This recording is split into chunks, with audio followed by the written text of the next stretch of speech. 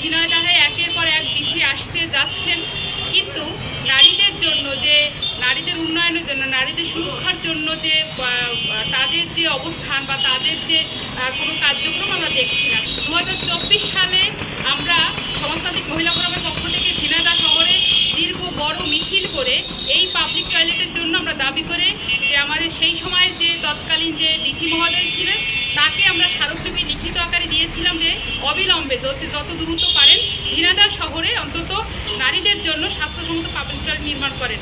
সে আমাদেরকে আশ্বাসও দিয়েছিলেন এবং মহিলা ফোরামের নেতৃবৃন্দকে বলেছিলেন যে অতি দ্রুত সে এই কার্যক্রমগুলো করবে, কিন্তু আমরা দেখেছি সে চলে গেছেন। তার পরবর্তীতে নতুন আবার ডিসি আসছেন, কিন্তু এই কাজটাকে বা এই দাবিটাকে তারা এখন পর্যন্ত নজরে নিতে পারেননি।